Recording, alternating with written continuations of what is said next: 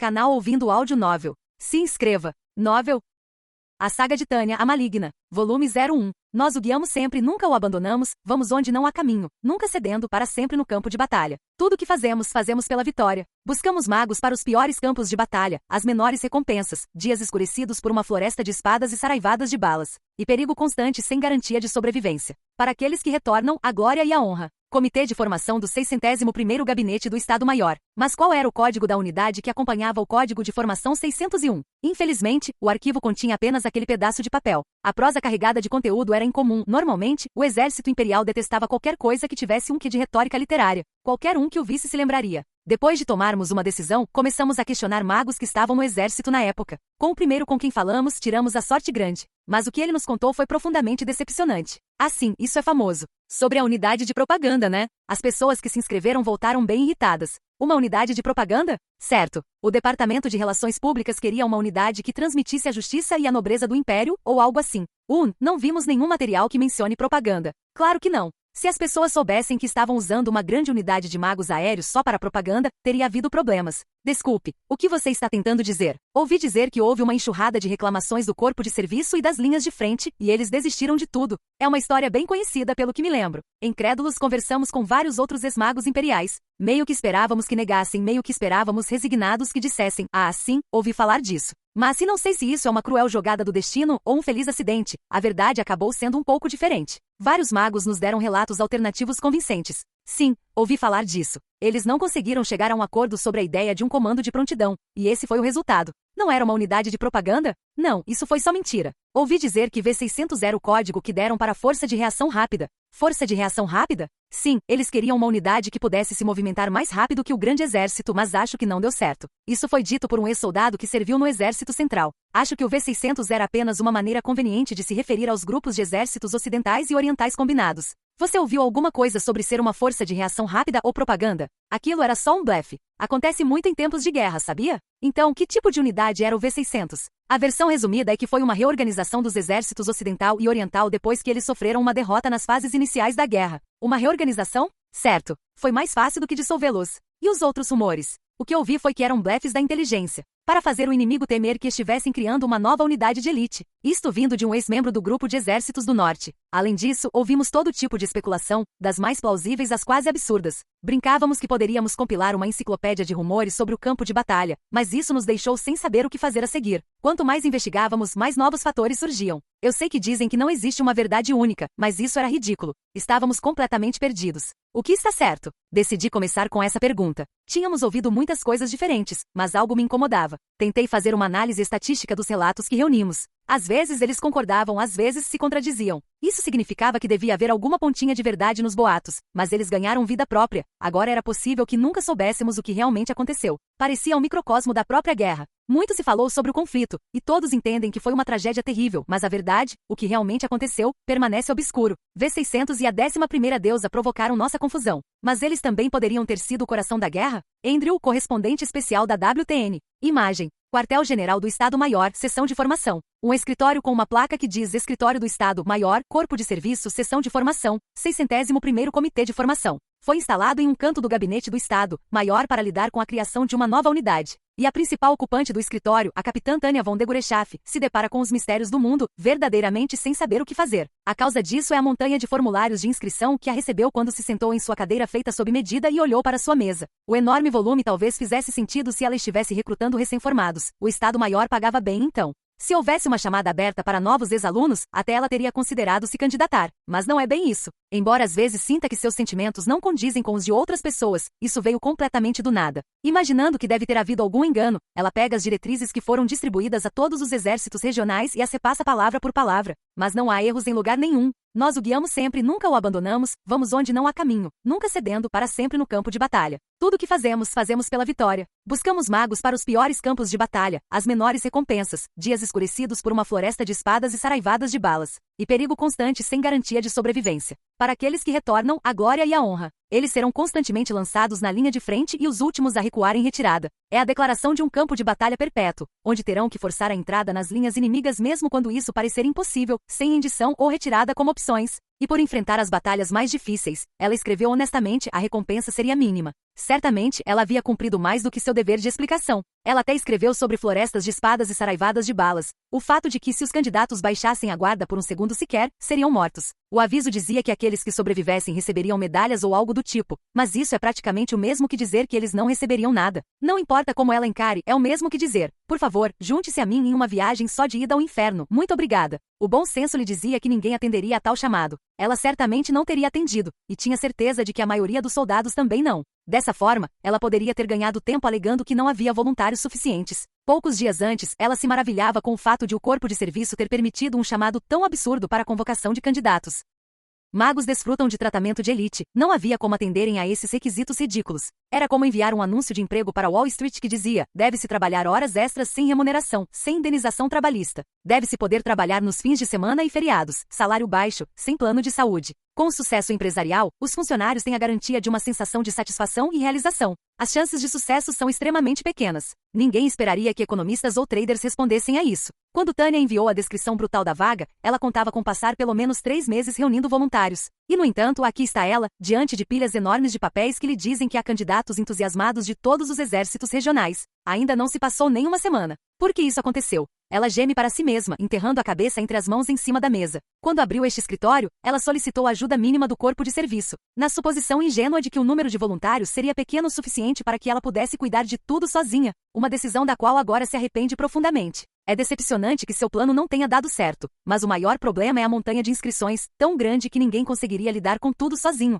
Ela se considera perita em burocracia, mas até ela tem limites. Infelizmente, não será fácil conseguir o pessoal adicional de que precisa. Em certo sentido, é uma falha de estratégia. Melhorar a situação com truques improvisados não será fácil. Parte dela quer saber o que aconteceu com o bom senso, mas, independentemente disso, ela tem que admitir que sua suposição estava seriamente falha. Sim, a capitã Maga Tânia von Degurechaff, oficial de formação da 601ª Unidade de Formação do Gabinete do Estado-Maior, enfrentou a dura realidade e perdeu. Para começar, ser incumbida do plano de longo alcance do Gabinete do Estado-Maior para a criação experimental de um batalhão de magos de reação rápida foi inesperado. Tânia, por sua vez, esperava apenas obter algum conhecimento interno, demonstrando seu talento ao brigadeiro-general von Zetor, relatando sua interpretação da situação. Agora, de repente, ela se deparou com a chefia lhe dando um batalhão para fazer o que quisesse. Muitas vezes ela quase gritou: eu não entendo. Ela murmurou palavras vazias. Como soldado, nada poderia me fazer mais feliz do que fazer parte disso, mas, no fundo, a situação não fazia sentido para ela. A magnitude do que a organização fez por ela, esse apoio poderoso, é incrível. Essa situação é como aquelas cenas inacreditáveis que fazem as pessoas duvidarem do que veem.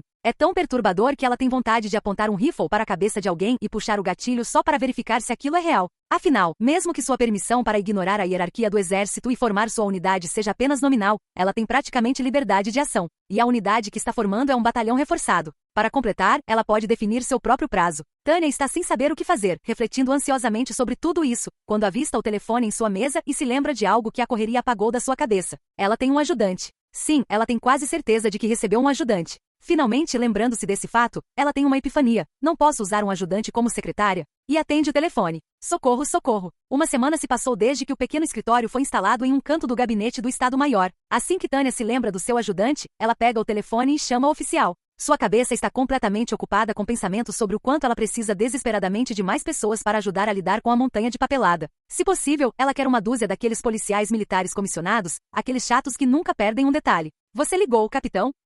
É a voz de uma jovem mulher, uma voz de quem ela se lembra. Isso a faz parar, mas seu cérebro está completamente dedicado à papelada. Ela responde à voz da porta sem entusiasmo, sem nem olhar para cima. Mas esta senhora está se apresentando pela primeira vez. Eu deveria pelo menos olhá-la nos olhos. Quando ela levanta a cabeça e vê um rosto familiar olhando para ela, percebe que suas próprias feições estão se contraindo em uma expressão de susto, como um pombo atingido por uma espingarda. Não faz parte de seu repertório habitual. Faz muito tempo, capitão von Degurechaff. Segundo-tenente Victoria Ivanova Serebriakov, apresentando-se para o serviço. A mulher que fazia uma saudação perfeita à sua frente foi uma das primeiras subordinadas que Tânia teve. Ao retribuir o gesto, Tânia verifica a insígnia de patente no ombro de Serebriakov e vê que ela é de fato uma segundo-tenente. Ela deve ter concluído o programa de treinamento acelerado para oficiais e sido promovida. Após chegar a essa conclusão, Tânia finalmente abaixa o braço. Com certeza, tenente Serebriakov. Parabéns atrasados pela sua promoção. Obrigado, capitão. É uma pequena surpresa conhecer uma pessoa tão inesperada em um lugar tão inesperado. Então você é meu ajudante? Sim, senhora. Entendo. Então os superiores estão sendo extremamente atenciosos. Designar uma ajudante do mesmo sexo já foi bastante atencioso. Ela não pretende que ela cuide de nenhum assunto pessoal, de qualquer forma, mas aprecia a ideia de que uma mulher facilitaria as coisas para ela, mesmo que o gesto seja um tanto desnecessário. De qualquer forma, Tânia estava apenas esperando por uma ajudante competente. Ela está mais do que feliz por ter calculado errado. Com uma ajudante que não só seja competente, mas também mereça uma dose de confiança, o trabalho será muito mais tranquilo. Ela é capaz, então felizmente posso fazê-la trabalhar duro. Certo, tenente. Desculpe o incômodo, mas preciso que você vá avisar ao comandante da guarda que preciso de alguns policiais militares emprestados. Na verdade, ela quer uma linha telefônica diretamente para o escritório da Polícia Militar, mas por algum motivo, telefones que alcancem linhas externas não são permitidos em mesas individuais no gabinete do Estado-Maior do Exército. Talvez seja para manter o sigilo, mas é cansativo. Talvez eles simplesmente não queiram se dar ao trabalho de instalar uma central telefônica. Entendido, capitão. Quantos PMs devo pedir? Há muitos disponíveis, mas eu gostaria de uma dúzia, se possível. Entendi. Vou entrar em contato com eles agora mesmo. A interação transcorreu tão bem que Tânia sente um sorriso surgir em suas bochechas. Ela está incomodada com a quantidade de trabalho que tem para fazer, mas ter um subordinado útil reduzirá bastante sua carga. É claro que ela não pode dizer isso até que eles tenham reunido alguns funcionários. De qualquer forma, ela precisa lidar com o fato de haver muitos voluntários. Ela respira fundo e analisa a lista com determinação. Uma análise mais atenta revela que por algum motivo ela inclui candidatos dos exércitos do Oeste e do Norte, embora ela tenha sido instruída a escolher candidatos de forças que não estão engajadas no momento. Dado o trabalho envolvido na triagem de todas essas inscrições, provavelmente se trata de um erro administrativo. Pensando dessa forma, ela chega à conclusão de que a maneira de resolver o problema é relançar o chamado para voluntários. O plano dela é considerar todos os pedidos nulos por questões burocráticas e publicar um novo aviso. Certo, terei que ir ver o general de brigada imediatamente. Ela começa a contar os ovos, pensando que só protestar contra o número de erros administrativos lhe daria bastante tempo. Mas ela só consegue se levantar na metade do caminho quando percebe que está sendo precipitada. Espere, espere. Você não pensou direito nisso. Inicialmente, ela fez o chamado presumindo que ninguém responderia. A demanda urgente por potencial de combate e os requisitos rigorosos exigiriam que ela analisasse cuidadosamente aquelas poucas inscrições, o que supostamente lhe daria tempo. Mas então, um número enorme de pessoas se inscreveu. Há um perigo real de ser acusada de demorar demais com a montanha de papelada se ela for muito exigente. Então Tânia reconsidera. Seria mais inteligente formar a unidade o mais rápido possível e, em seguida, tentar prolongar o treinamento deles o máximo que eu puder para transformá-los em um escudo humano resistente. Para sua própria segurança, quanto mais tempo ela tiver para preparar os subordinados que a protegerão, melhor. Vou fingir que não vi as inscrições do Oeste e do Norte. No final da minha triagem rigorosa, decidirei deixá-los ir desta vez, sorte deles. Eles provavelmente foram forçados a se voluntariar, de qualquer forma. Ficariam igualmente felizes em serem preteridos e não enviados para campos de batalha cruéis onde ninguém em sã consciência gostaria de ir. Em outras palavras, o melhor resultado que eles poderiam esperar era não serem escolhidos. Ignorá-lo certamente contaria como boas ações secretas. Posso até tirar vantagem do fato de haver tantos candidatos. Ela vai criar obstáculos para garantir a criação da melhor unidade possível. A formação vai levar um tempo, mas ainda manterá um alto nível de qualidade. Se tiver sorte, pode desperdiçar muito tempo. Na pior das hipóteses, ela pode esperar que aqueles que sobreviverem ao processo de seleção sejam escudos confiáveis. Isso não é nada mal. Sim, tendo chegado até aqui, devo me concentrar no controle de danos. Quero evitar tomar decisões estúpidas no estilo Concorde. Controle de danos significa reduzir perdas, em outras palavras, não criar problemas. Se ela conseguir fazer isso, não haverá problemas. Estabelecerei padrões tão altos que farão até as divindades malignas fugirem. Esse é o tipo de ideia que ocorre a alguém que está em pânico. Imagem agência afiliada ao Estado-Maior do Exército Imperial, sala de recepção 7, primeira-tenente Aissa Subertes, apresentando-se para o serviço. Primeiro-tenente Crane Baral, apresentando-se para o serviço. 2 jovens oficiais chegaram à capital, convocados do Exército Oriental. A base do 601º Comitê de Formação havia sido estabelecida nos subúrbios da cidade, e eles chegaram pontualmente às 11 horas, conforme as instruções. Uma nova unidade de magos de elite estava sendo formada. Os candidatos foram instruídos a se apresentar, e a dupla ambiciosa, ansiosa por cumprir seu dever, anunciou seus nomes e patentes com entusiasmo. Obrigado por terem vindo. Sou o Coronel Gregório von Tarner, chefe do 601º Comitê de Formação. Ele os olhou por cima da mesa à sua frente como se pudesse ver através de suas almas. E sua aura endurecida pela batalha fez os 2 primeiros tenentes se endireitarem inconscientemente. O olhar do coronel os congelou no lugar, mas então ele assentiu como se estivesse aceitando. Tenho certeza de que vocês 2 foram informados da programação do dia, mas houve uma mudança de planos de última hora. Mesmo na academia, mudanças de horários e objetivos eram comuns. Sem dúvida, eles buscam flexibilidade. Após chegarem a essa conclusão, os 2 tenentes concentraram toda a atenção no coronel para não perderem nenhuma palavra. Esqueça o que lhe disseram sobre se apresentar no campo de treinamento 7 às 14 horas de hoje.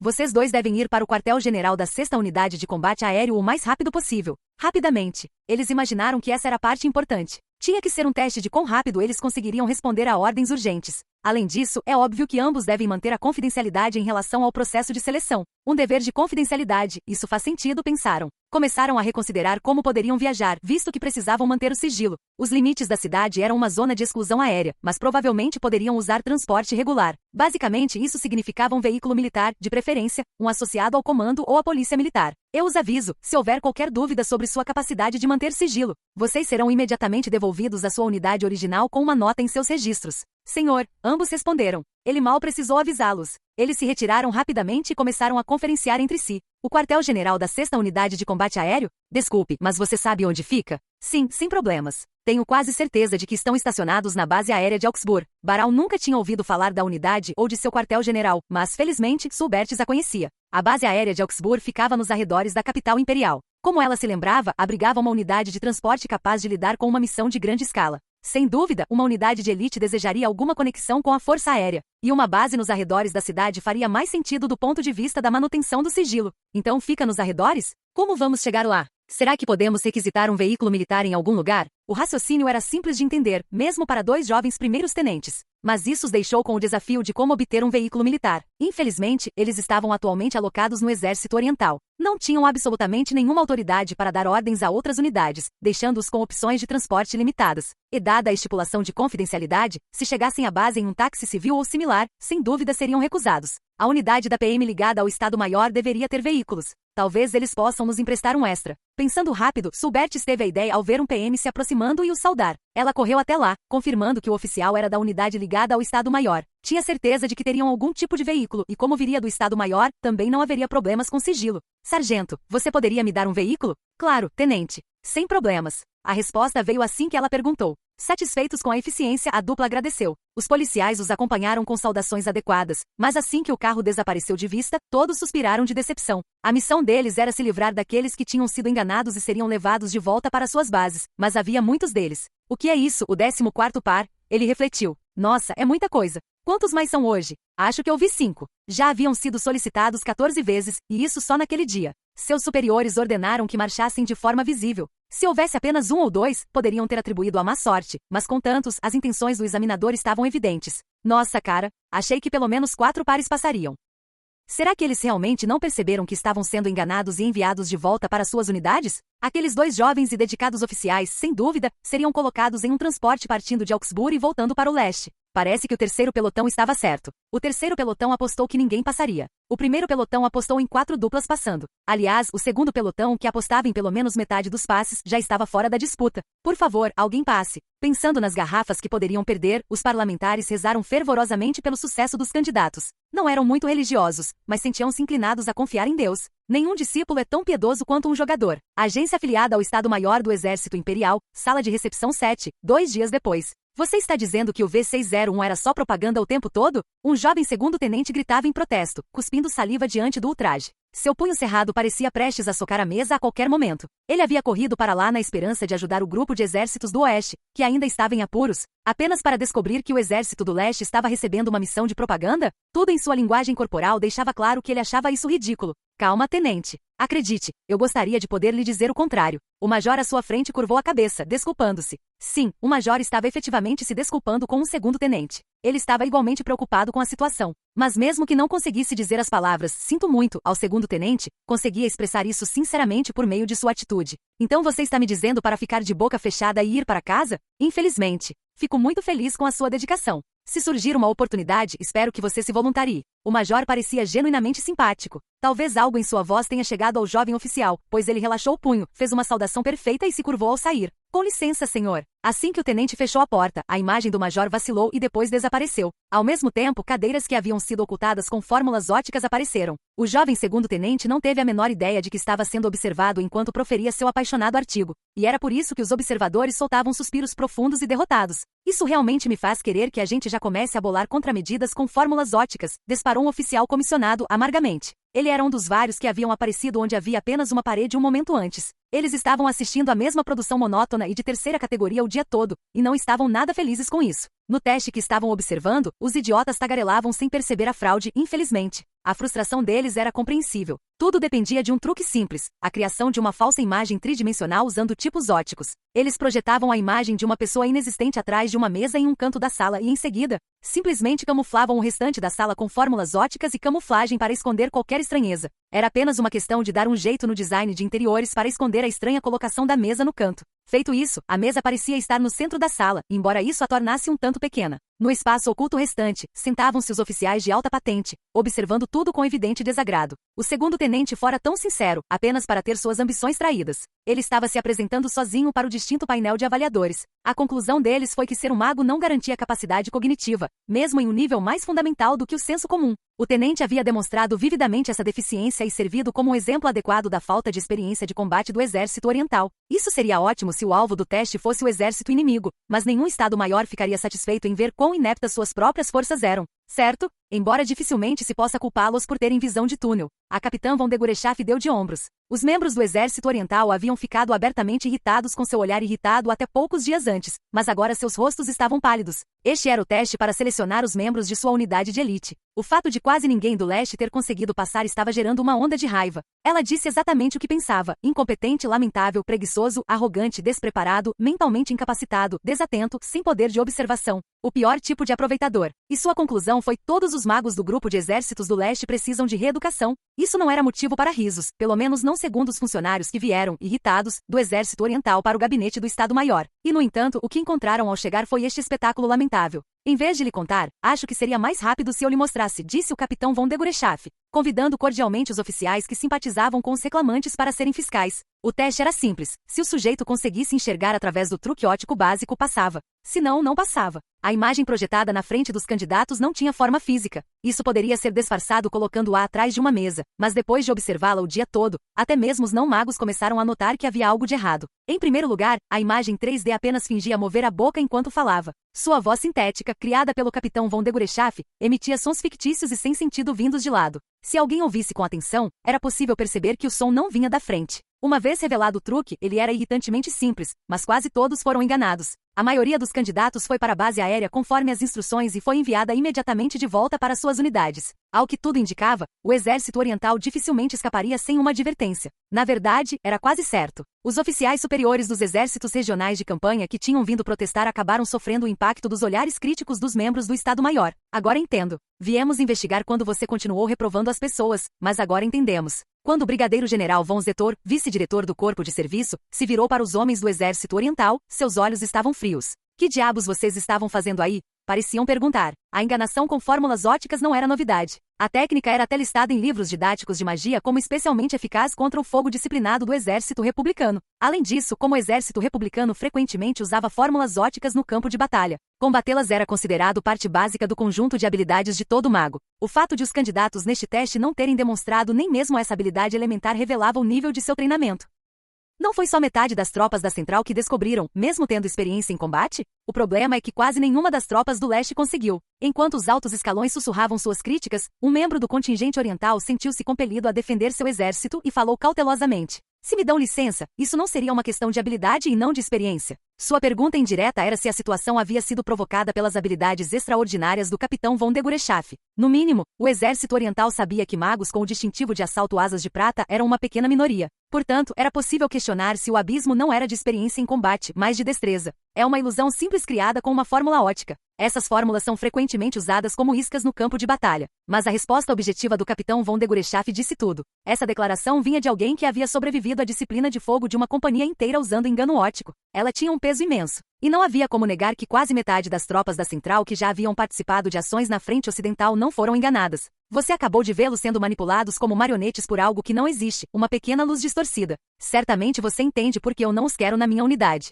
Então, quais são os resultados gerais para o exército oriental? 27 dos 29 pares foram enganados pela ilusão e retornaram às suas unidades. Um assistente próximo leu o relatório desapaixonadamente e, embora tivessem passado o dia todo assistindo a essa comédia de erros, os observadores suspiraram. Os militares do corpo de serviço já estavam preocupados com a possibilidade de precisarem reeducar os exércitos regionais. Sérias dúvidas surgiram sobre se eles conseguiriam lutar uma guerra se as tropas fossem tão facilmente enganadas. Mesmo com os 5 pares de 10 do exército central que passaram, isso ainda é suficiente apenas para uma companhia. Apenas 12 pessoas passaram na triagem inicial, realizada em duplas. Mesmo que ela participasse de todas, só teria o suficiente para uma empresa. Apenas 25% da sua meta. No momento espero algo melhor dos 65 pares restantes nos exércitos do leste e do sul. Seu tom não era totalmente pessimista, mas seus olhos diziam que ela não esperava muito. Bem, essa taxa de aprovação não vai funcionar. O veredito anulou qualquer otimismo. Foi tão ruim para quem ouviu quanto para quem o proferiu. Os oficiais comissionados do Exército Oriental se renderam. Nenhum deles esperava que sua unidade fosse rotulada de inepta, mas a realidade era dura.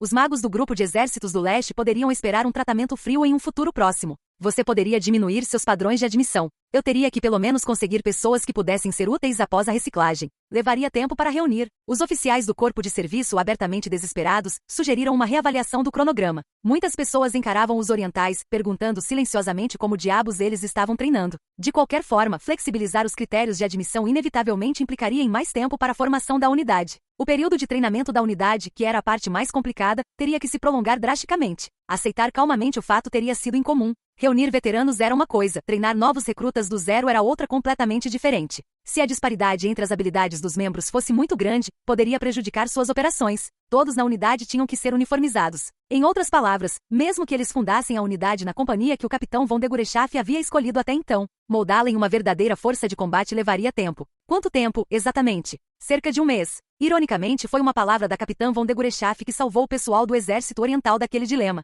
Quando ela disse um mês, todas as atenções se voltaram para ela, os orientais completamente esquecidos. Selecionar e retreinar uma unidade normalmente levava um tempo terrivelmente longo. No entanto, ela fez essa afirmação ousada diante de uma assembleia de oficiais de alta patente como se não fosse nada demais. Ela estava dizendo que em um mês ela poderia colocar até mesmo esses trapalhões inúteis em forma. Se qualquer outro capitão tivesse dito tal coisa, as pessoas pensariam que ele era um mentiroso ou um idiota. Levava 2 anos para treinar novos recrutas. Por mais experiente que ela fosse como maga, era loucura dizer que isso levaria apenas um mês. As palavras na ponta da língua de todos eram: impossível, não dá para fazer, totalmente irreal. Mas o clima em torno da capitã von Degorechaf impedia qualquer um de expressar esses pensamentos. Só me observe, ela parecia dizer. Se ela já não tivesse demonstrado a capacidade de sustentar isso, a autoconfiança que demonstrava seria presunçosa. Cada um dos oficiais presentes se viu completamente intimidado por uma garota jovem o suficiente para ser sua neta. Sua presença era tão poderosa e autoritária que a questão de interrogar o grupo de exércitos do leste foi temporariamente arquivada. Então vá em frente.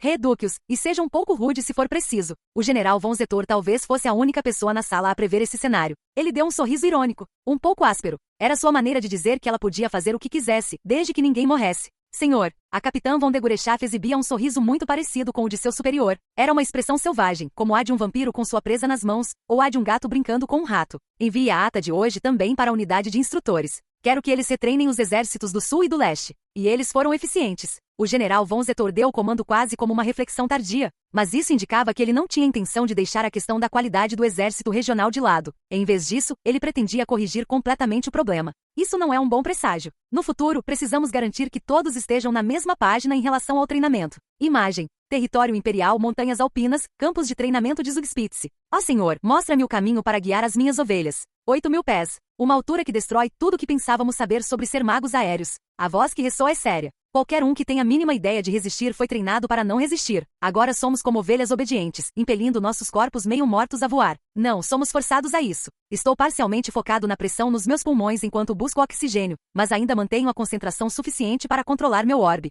Tudo isso começou, se meu senso de tempo confuso e um tanto instável estiver correto, há cerca de 5 dias. Vou dar a todos vocês uma escolha. Ou me abatem ou aproveitam o treinamento. Com os corpos exaustos, dormíamos como mortos. Pelo menos tínhamos camas, o que era melhor do que a minha época nas linhas do Reno. Pensei que talvez fosse um lado mais gentil do capitão von Degorechaf, mas depois que baixei a guarda e adormeci, fui acordado por um ataque mágico que destruiu todo o quartel. Imediatamente pegamos nossos orbes e pás de pedreiro e preparamos nossos projéteis de defesa.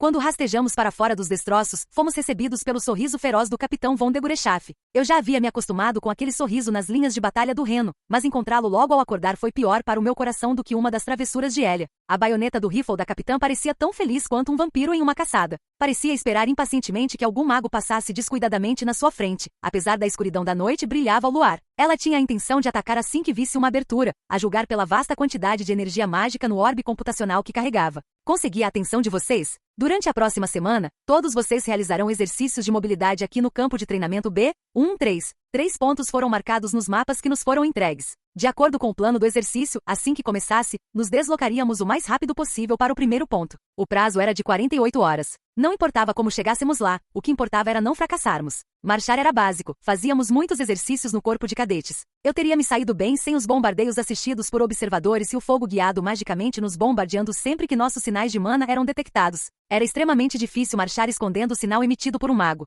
Eu não era exceção, embora tivesse adquirido alguma experiência com isso nas linhas do Reno. Afinal, nosso quartel havia sido destruído em pedacinhos. Nossos únicos pertences restantes eram o que tínhamos conosco quando usamos às pressas nossas fórmulas defensivas. Mal tínhamos água. E agora tínhamos que marchar sem depender de magia. Uma batalha de verdade teria sido mais fácil. Isso me deu vontade de chorar. Mas quando, de alguma forma, chegamos ao segundo ponto de referência, recebemos ordens para iniciar uma interceptação ótica. Dizia-se que a artilharia tinha muito tempo livre, então o programa de treinamento estava sendo alterado. Pessoal, estou muito feliz em ver que nenhum de vocês desistiu. No momento em que vimos o capitão com um raro sorriso de orelha a orelha, todos sentimos um arrepio misterioso percorrer nossas espinhas. Eu sabia que aquele sorriso significava que algo ainda pior estava por vir e amaldiçoei Deus, apesar de tudo. Não, vamos lá. A expressão dela dizia algo como: vocês ainda não se cansaram? Não sabia que vocês eram tão durões, ou parece que posso tornar isso um pouco mais difícil. Maldito seja Deus! Não tivemos escolha a não ser aceitar o fato de que ela seria gentil, o suficiente para intensificar o regime de treinamento de acordo com nossa capacidade.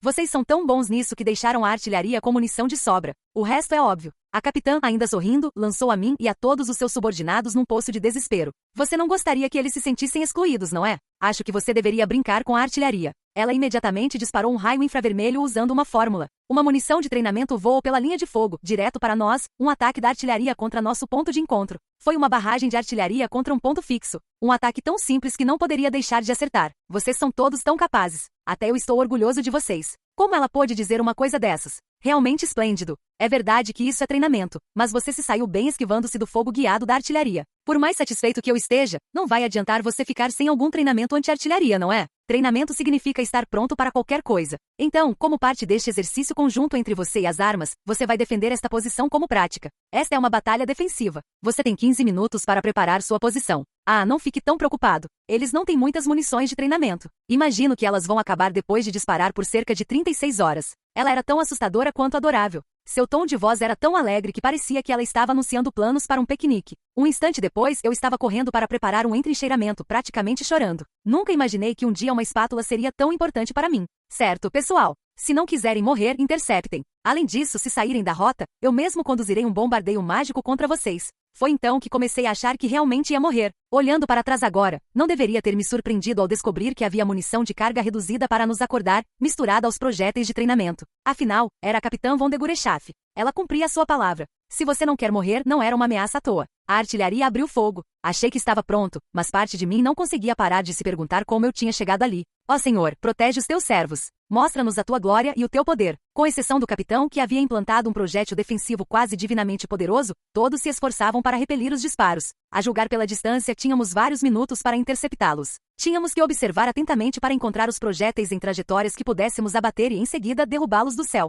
Fácil de dizer, mas terrivelmente exaustivo de fazer. Acho que havia 72 recrutas no total. Isso equivalia a 2 batalhões, mas quando se tratava de fazer observações e montar um escudo denso, não éramos muito bons em lidar com artilharia. E qualquer coisa que deixássemos passar significava perdas imediatas e significativas. O bombardeio era tão implacável que parecia que todas as baterias da área haviam sido mobilizadas. Se não tivéssemos percebido que precisávamos eliminar as munições reais misturadas às de treinamento, teríamos sido todos mortos. O bombardeio continuou intermitentemente durante toda a noite, levando-nos ao desespero com nossa exaustão e visão limitada. O pior era que mesmo que você fizesse seu próprio trabalho, se seu companheiro de equipe falhasse em fazer o dele, você poderia ser levado embora junto com ele. E no entanto, se você se concentrasse apenas em fortalecer suas próprias defesas, alguém poderia ser morto. Tudo o que podíamos fazer era confiar em nossos companheiros de equipe, e aqueles que falhavam eram impiedosamente abatidos. Fomos lançados em uma situação extrema, como nas linhas de frente. No final, mal dormimos. Quando as 36 horas finalmente se passaram, o capitão apontou para o rádio, parecendo se desculpar. A artilharia diz que ainda tem munição.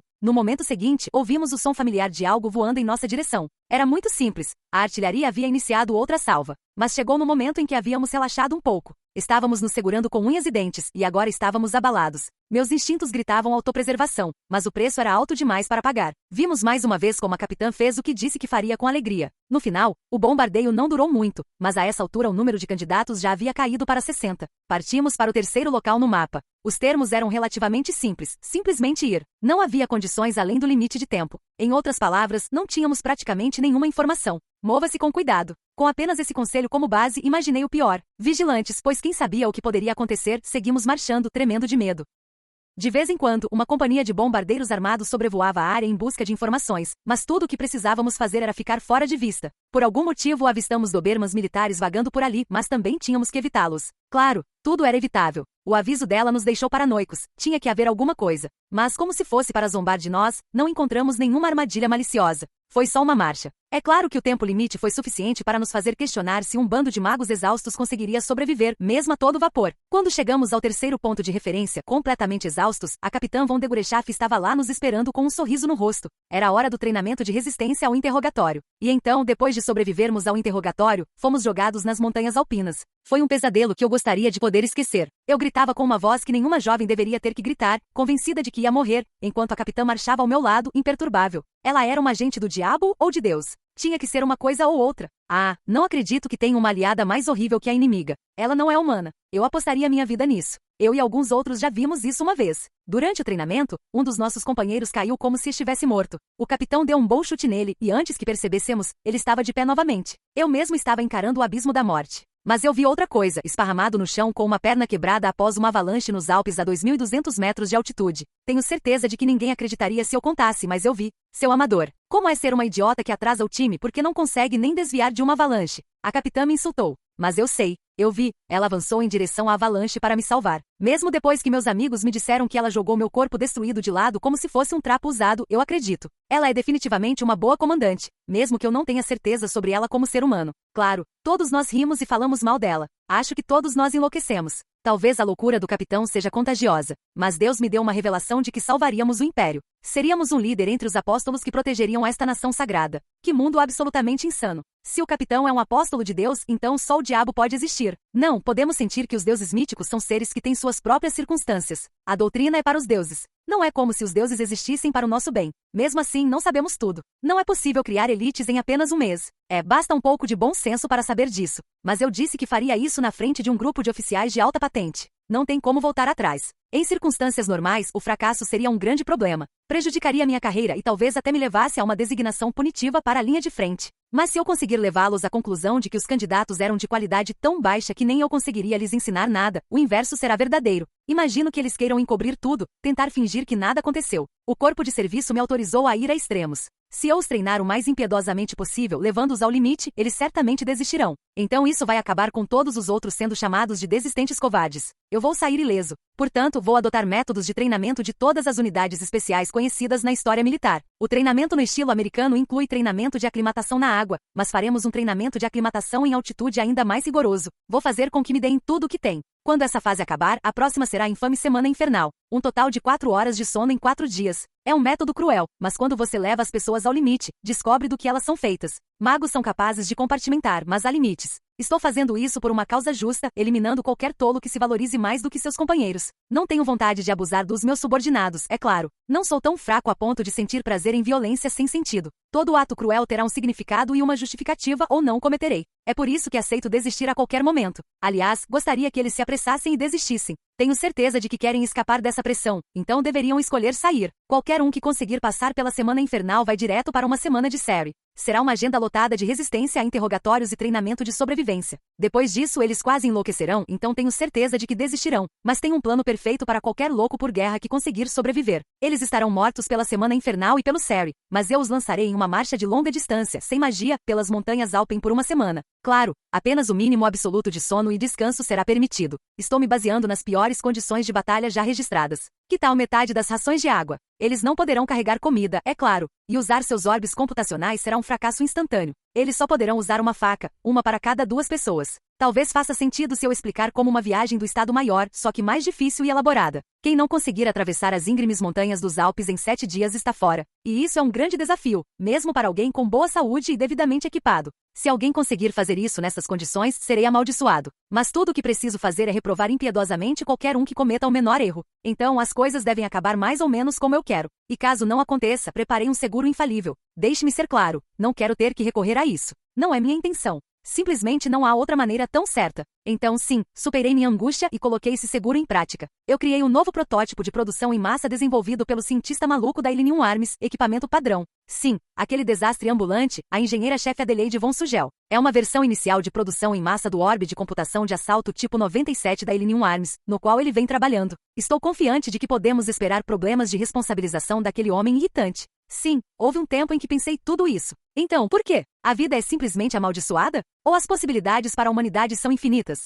Talvez seja importante ter fé. Mas, por favor, lembre-se, precisamos nos livrar completamente de ilusões. Uma abordagem experiencial é sempre instrutiva. Lembre-se, muitos dos seus fracassos são culpa sua. E muitas vezes, quando você percebe, já é tarde demais. De repente, me vejo em pé sobre uma plataforma elevada. Talvez eu esteja meio dormindo, por quê? Justamente quando penso que talvez eu devesse amaldiçoar meu próprio corpo que odeia manhãs e sua pressão arterial inesperadamente baixa. Outra onda irresistível de sonolência ataca Tânia. Mas então seus ouvidos captam trechos do que sua boca está dizendo. A partir de hoje, vocês deixam de ser vermes inúteis. Deste dia em diante, vocês são magos imperiais.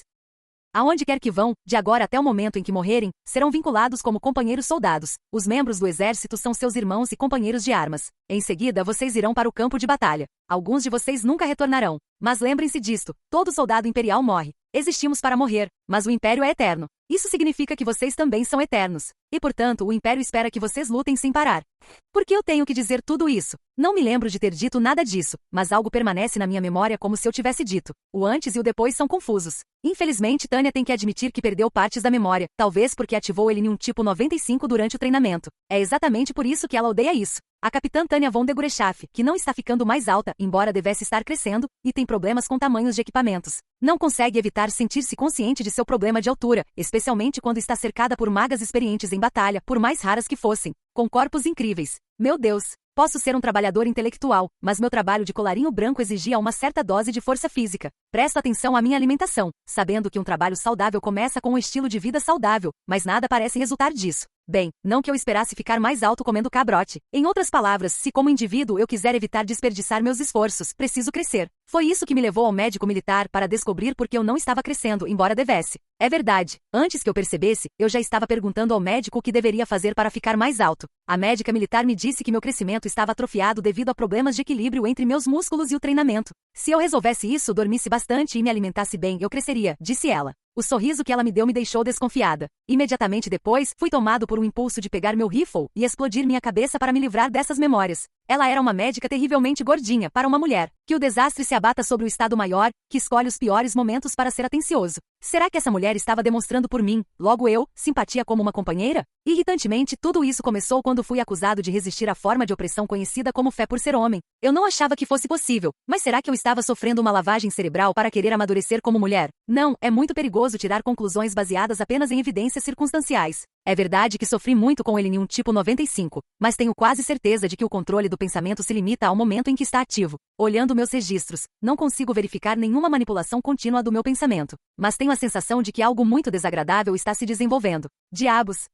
Todos vocês, pretendem brincar com a minha identidade como indivíduo amante da liberdade? A próxima coisa que sei é que há um rosário do qual não tenho lembrança pendurado no meu pescoço. A Santa Mãe? Sim, como se vê nas igrejas. Eu entendo. Muitas vezes vi as irmãs distribuindo-as, mas eu só observava. Pare de fugir e encare a realidade. Por que eu tenho este rosário desconhecido? Aliás, quando foi que comecei a perder a memória? Isso é ruim. Eu realmente não posso confiar nas minhas memórias. Para algo que ganhei de uma igreja, essa coisa parece terrivelmente usada. Pode-se dizer que tem um quê de história, uma presença. Para ser franco, parece o tipo de coisa que no meu mundo, a igreja guardaria como uma relíquia sagrada, a ponto de eu querer que ela fique o mais longe possível de mim o mais rápido possível. Se eu pudesse, doaria para algum lugar, qualquer lugar. Esse tipo de coisa começa a ficar terrivelmente pesada pendurada no seu pescoço. Sei que treinei aqueles candidatos. Também é verdade que eu não pretendia aprovar ninguém sob o pretexto de um processo seletivo difícil. Minhas lembranças daquele mês são claras. Mas algo está errado. Talvez meu erro tenha sido ativá-lo inconscientemente a 8.000 pés. Sim, meu erro crítico foi ativar o Elenium tipo 95 para ir mais alto.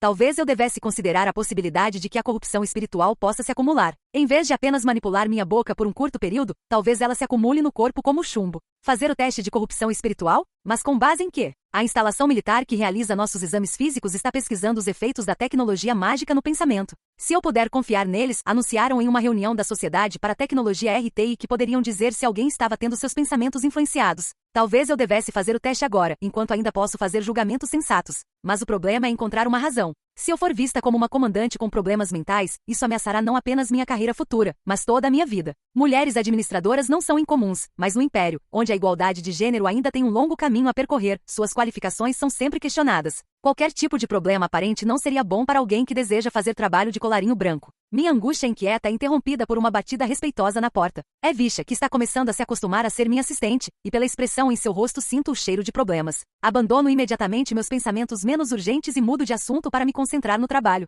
Capitão, uma mensagem do gabinete do Estado-Maior. Obrigado. Eles precisam de uma resposta urgente? Se for alguma tarefa inútil, quero fazer isso com calma se possível. Sim, senhora. Tem alguém esperando pela senhora. O que? Depois de dar uma olhada, pego uma caneta e leio o telegrama militar com mais atenção. É do Estado-Maior. Estou recebendo ordens para terminar de montar minha unidade e me deslocar imediatamente para uma base no Sudeste. Prioridade máxima. Capitão von de Gurechaff, aconteceu alguma coisa? É muito cedo. Ainda é muito cedo. Tenente, ligue para o gabinete do Estado-Maior. Ordeno ao incerto segundo-tenente que ligue para o Estado-Maior. Mas naquele momento, como se esperassem que eu fizesse isso, aparece um oficial de alta patente. Não, eles definitivamente sabiam. E é por isso que o enviaram do gabinete do Estado-Maior para falar com um mero capitão como eu. Isso não será necessário. Major von de Gurechaff. É Coronel von Lergen. Eu não sabia que você estava aqui. É meu conhecido, o Tenente Coronel von Lergen. Ele é sensato e um bom soldado, mas é contra enviar crianças para a linha de frente. Sim. Parabéns pela promoção, Major. Vim como enviado. Imagino que tenha muitas perguntas. O tenente-coronel faz este anúncio extraoficial como se tudo já estivesse decidido.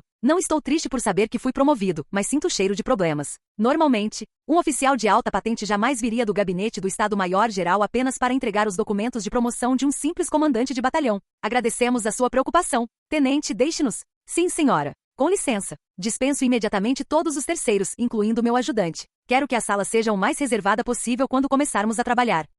Minha promoção. Suspeito que o batalhão intuiria o que isso significa. Em outras palavras, o batalhão precisa se preparar para o combate. Posso ganhar tempo dizendo que a unidade carece de disciplina ou ainda não se consolidou? Certo, coronel. O que está acontecendo aqui? Depois de concluir a formação inicial da unidade na central, o plano era o envio para uma base no Sudeste. Sei que, dependendo do estado da guerra, há uma possibilidade diferente de zero de ir para o Norte ou Oeste. Mas essas ordens são para mover-se imediatamente para o Sudeste. O procedimento operacional padrão é dar pelo menos 6 meses para a criação de uma unidade. Não entendo por que eles acham que minha unidade estaria pronta tão antes. Você tem 48 pessoas. A cúpula considera a unidade formada. Sim, está formado, mas ainda não é uma unidade. Amadores muitas vezes não percebem que finalizar os membros e formar uma unidade não são a mesma coisa. Para formar uma força de combate eficaz, é preciso dedicar um certo tempo para estabelecer uma cadeia de comando e garantir que todos possam trabalhar juntos. Caso contrário, é apenas uma unidade em termos numéricos. Políticos soldados à parte, está a função do Estado-Maior, então eu esperaria que eles entendessem. Isso só torna tudo ainda mais assustador. Fico imaginando que os faria sentir que precisam forçar isso, quando eles entendem o quão irrealista isso é. Tropas e equipamentos, sem problemas. O Estado-Maior está muito satisfeito com a eficiência de vocês. Muito engraçado, coronel. Somos praticamente um batalhão de treinamento, ainda estamos trabalhando na solidariedade entre unidades, no treinamento prático e no consenso básico entre os comandantes. Então você está dizendo que sua unidade tem algumas limitações operacionais? Claro, eu precisaria de pelo menos meio ano para juntá-los. É um dado adquirido, mas transformar uma organização em um organismo leva tempo. Fazer com que todos se conheçam e construir os relacionamentos necessários exige pelo menos 6 meses. Mesmo que isso não fosse um problema, essas tropas precisam absolutamente de treinamento de combate corretivo. Você concluiu o treinamento inicial em apenas um mês. Os superiores acham que podem colocar sua unidade na linha de frente amanhã. Posso perguntar se eles estão loucos? Uma unidade já formada e uma unidade que pode lutar são duas coisas completamente diferentes. Duas unidades totalmente equipadas podem parecer idênticas no papel, mas uma pode ter acabado de sair do básico, enquanto a outra já possui experiência de combate e todos os suprimentos e descanso necessários. A diferença seria enorme. Para criar uma organização bem treinada e coerente, tempo é essencial. Mesmo que o treinamento prossiga rapidamente após a formação, leva tempo para disciplinar as tropas. Todo mundo sabe disso. Então não podemos mandá-los para a batalha assim que estiverem reunidos? Sabe, os superiores só acham que podem fazer isso porque você está no comando. Isso não é resposta. Nem faz sentido. Eles são mais do que bem-vindos para me enviar para a batalha sozinho. Posso dizer isso porque sei que eles não farão isso. É impensável realocar um comandante no meio da criação de uma unidade. Então não hesito em ir com tudo. Se eles querem que o batalhão mostre seu poder em batalha, a questão é outra, como acredito que eles bem sabem. É absolutamente ridículo que tratem um bando de recém-formados como se estivessem prontos para o combate instantaneamente. É como se admitissem que não só não temos tempo para treinar a unidade, como também que não há veteranos aproveitáveis. Em outras palavras, a doença foi revelada como terminal. Major, o exército imperial está sob muita pressão. Então você vai lançar um batalhão de magos despreparados para o combate? A maioria dos magos do grande exército foi atraída para o oeste, então o norte está em uma posição precária. Atualmente, a maioria dos nossos magos está destacada para o oeste, justamente porque um grande número de magos do grande exército foi transferido para lá. Ainda assim, muitos permanecem nas outras forças regionais. A aliança da Entente está em agonia, de qualquer forma. O grupo de exércitos do norte pode facilmente lidar com isso sozinho. É exatamente por isso que quero saber o que é tão urgente no sudeste, longe das linhas de frente. Acelerar nosso cronograma só para nos deixar para trás parece tão tolo quanto estragar uma garrafa de vinho que se valorizaria com o tempo ou não armazenar queijo adequadamente. É por isso que não entendo, senhor. Por que o sudeste? Se dissessem que o norte precisava de reforços, eu entenderia que era porque estavam com falta de pessoal. As coisas ficariam claras como cristal. Mas agora eles dizem que estão com falta de pessoal, mas estão nos enviando na direção oposta da luta. Não faz muito sentido para mim. Foi o que o Estado-Maior decidiu. Posso perguntar por quê? Há segredos militares envolvidos. Aprimore sua capacidade de combate no Sudeste até receber novas ordens. Então ele não vai explicar a política por trás da decisão. Nesse caso, tudo o que posso fazer é chutar, mas provavelmente é perda de tempo. Só consigo me lembrar do ponto principal. Uma unidade sob o controle direto do Estado-Maior precisa ser enviada para o Sudeste por algum motivo. Se é a capacidade de combate que você quer, senhor, sugiro que use uma unidade totalmente treinada. Presumo que você já esteja acima da média. Coronel von Lergen, sinto-me compelido pelos deveres do meu cargo a informá-lo de que é muito cedo para mobilizar esta unidade e que isso poderia prejudicar seus preparativos para lutar de forma útil. Minha observação também é uma tentativa de investigação. Qualquer comandante de batalhão que se preze naturalmente reclamará de ser privado do tempo necessário para preparar sua unidade. Seu aviso foi devidamente anotado, mas não espere que esta decisão seja anulada. O que recebo dele é uma resposta burocrática. Se a dureza em sua voz demonstra a determinação dos superiores, isso indica, sem dúvida, que a decisão está firmada. Entendido, senhor. Então eu me afasto. Mas eles poderiam ter resolvido isso com alguma papelada ou ordens por escrito. Por que ir tão longe a ponto de enviar alguém? Não consigo me livrar da pergunta. Encontro a resposta no murmúrio do Coronel von Lergen, quase para si mesmo, enquanto começa a empacotar seus pertences. Agora que seu trabalho como enviado aparentemente terminou. Aceite isso como um conselho de alguém que viveu um pouco mais que você, já que você vai para o Sudeste de qualquer maneira. Por que não aproveitar o tempo para aprender Dácio? Dacian, senhor? Nunca há nada a perder ao aprender um novo idioma, especialmente para nós, soldados. Isso é verdade até certo ponto. Mas por que Dacia especificamente? Há duas possibilidades. Dacia está se tornando uma aliada ou inimiga. Se os Dacias quiserem se juntar a nós, teremos que nos comunicar com eles. E se eles quiserem lutar contra nós, isso será útil para coletar informações. Se eu tiver tempo, vou tentar pegá-lo. Obrigado pelo conselho, senhor. De jeito nenhum. Parabéns novamente pela sua promoção, comandante do batalhão von Degurechaf. Imagem. 24 de setembro, ano unificado de 1924, região de Hansilvania, condado de Tural, área de manobra de campo do Exército Imperial. Poucos dias após o batalhão ser enviado para sua nova base, eles passam pela inspeção que concluirá a fase inicial de seleção. Devido à tensa situação de guerra, o plano de mobilização foi adiado, o que adiou a inspeção. Os oficiais de alta patente do Estado-Maior estão preocupados com a disciplina da unidade devido à pressa com que os membros foram reunidos. Mas suas expectativas são frustradas da melhor maneira possível. Naquele dia, uma visão que eles jamais poderiam ter imaginado os deixa boquiabertos de espanto. Seus idiotas. Mexam-se e subam mais alto. São só 2.400 metros. Seus fracotes. Não estão me ouvindo? Já faz algum tempo que uma voz calma e sem emoção vem ecoando pelo rádio. É difícil de acreditar, mas é a voz de uma criança, uma garotinha. O brilho de sua mana pisca ameaçadoramente, mostrando sua disposição de abater impiedosamente qualquer um que ouse voar mais baixo. Não pode? Tudo bem. Então morra. Morra agora mesmo. Se morrer, os recursos que estamos desperdiçando com você podem ir para os seus companheiros soldados. Se alguém ousasse reclamar, seria alvo de uma séria fórmula de bombardeio. Qualquer um que baixasse a altitude sem desmaiar ou usar seu mana primeiro certamente seria atirado para fora do céu. É uma declaração absurda, e os magos não esperam que ela cumpra, mas logo aprendem que ver para crer. Certo, seja gentil e morra ou vá mais alto.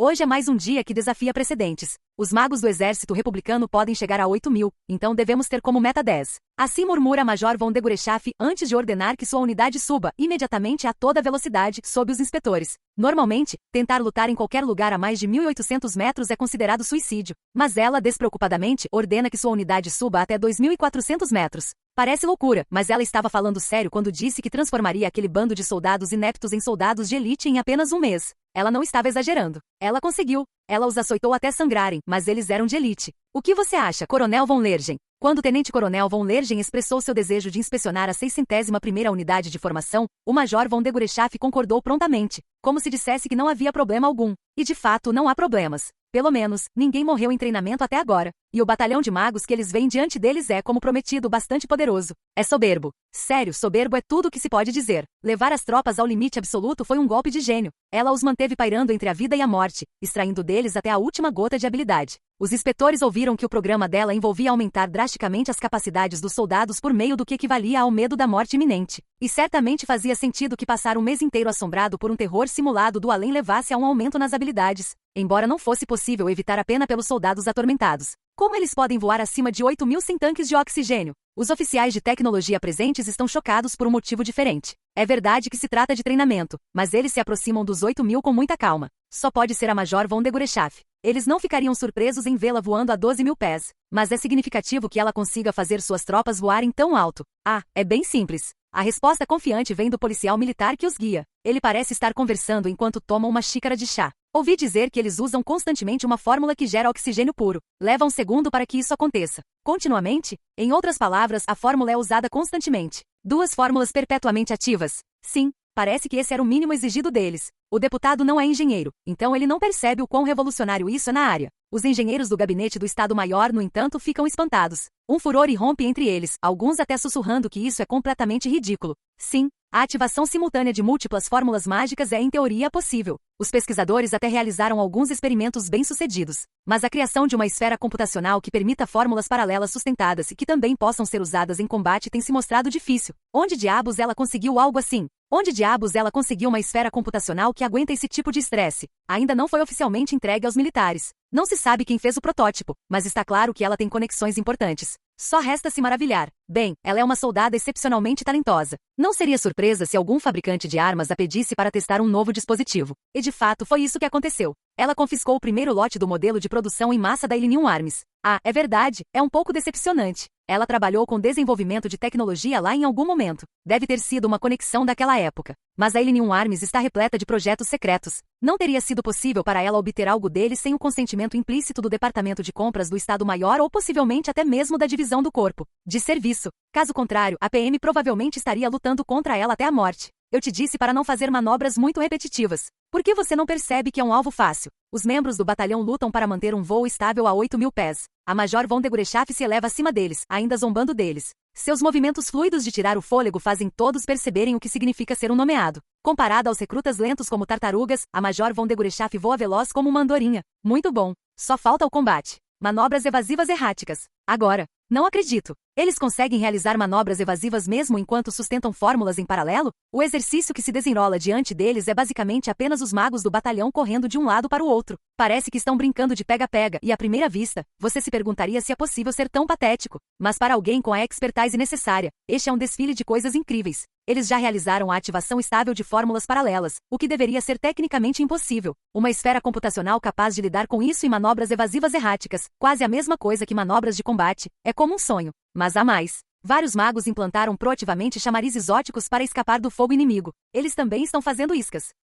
Em outras palavras, eles têm recursos extras suficientes para criar uma isca ótica mesmo durante ações evasivas. As iscas parecem bastante enganosas, mas são rapidamente implantáveis. Várias até parecem agir de forma autônoma. Um desempenho realmente impressionante. E tudo isso vindo de algo padronizado para produção em massa. O novo modelo da Illinium está além de tudo que imaginávamos. Essa tem que ser a próxima coisa que adotaremos. Ninguém diria o contrário diante desse espetáculo. No mínimo, confiabilidade não é um problema. Esta unidade está praticamente realizando o teste de resistência. O custo é o único obstáculo, mas mesmo isso diminuiria bastante quando o orbe fosse produzido em massa. Quero a documentação da Illinium Arms. Vou fazer o pedido, coronel. Lergen deixa isso para seu ajudante e olha para as trilhas no céu. Manobras aéreas realmente incríveis. As trilhas são tão bonitas que ele praticamente poderia se perder nelas. Às vezes, talento e humanidade aparecem em proporções inversas, não é? Ele fica irritado ao descobrir que o pensamento, que revela sua própria crueldade, prova seu ponto. Esta é uma excelente oportunidade. Mostre aos inspetores o seu valor. Major von de Gurechaff, você não acha que está indo longe demais? Uma dúvida básica surge em sua mente enquanto ela estimula suas tropas pelo rádio. Dizem que ela odeia perdas. Se isso for verdade, então este exercício está no limite. Certamente é demais em termos de cultivar pessoas que possam ser úteis. Não, ainda estamos dentro dos parâmetros aceitáveis. Por favor, observem os resultados de me permitir escolher meu pessoal e expurgá-lo da incompetência. Mas a resposta dela só aprofunda a dúvida dele. Por quê? As ideias de selecionar e purgar eram exatamente o que ela estava abordando em seu discurso na academia militar. Ela havia dito: é nosso dever defender o exército imperial da praga chamada incompetência. Ela não está desenvolvendo seu povo, mas sim abandonando aqueles que não são úteis. As pessoas têm limites. Ouvi dizer que metade dos seus candidatos não conseguiu. Por quê? Consegui garantir o efetivo para um batalhão reforçado. Ainda não tenho problemas em termos de recursos humanos. Entendo. Muito bem. Continue. Desculpe incomodá-lo. Argue droga. Então é isso. Sim, entendi. Recursos? Recursos humanos? É assim que vocês chamam nossos soldados? Para você, os soldados são apenas peças substituíveis? Agora entendo que parecia errado. Ela está tratando as pessoas como números. Isso não é incomum entre os funcionários, mas ela inconscientemente começou a contar pessoas como recursos. Pois bem, ela é perfeitamente lógica. Ela está calculando o uso mais eficiente do que está disponível para ela. Agora tudo faz sentido. Sim, você deve ter escrito. Eu tinha certeza de que já tinha ouvido falar de guerra total e guerra mundial. A fonte disso estava bem ao meu lado. É por isso que tudo isso parecia tão familiar. A loucura dos números. O mundo sucumbiu à insanidade. Será que tudo realmente enlouqueceu? Escolhi um péssimo momento para me tornar soldado. Esta guerra começou numa época cheia de gente horrível. Se algum deus de merda existe, tenho certeza de que ele está de conluio com o diabo agora. Nossa, não sei se é ela que está louca ou o mundo. Ele não consegue deixar de pensar que a cena diante dele diz tudo. Que assustador ver a verdadeira natureza dela exposta. Ela é um monstro. Os suspiros dos membros do Estado-Maior podem ser de impressão ou de apreensão, mas seus sussurros e ruminações diminuem diante de um único relato da fronteira. Emergência. Uma unidade Dácia do tamanho de um exército está violando a fronteira. Parece que estão indo para Ereumanstad. Dácia, exército, fronteira, violar. Ele não quer pensar nisso, mas quando as palavras se alinham, seu significado fica terrivelmente claro. O relatório que veio da fronteira como um grito significava guerra com mais um país.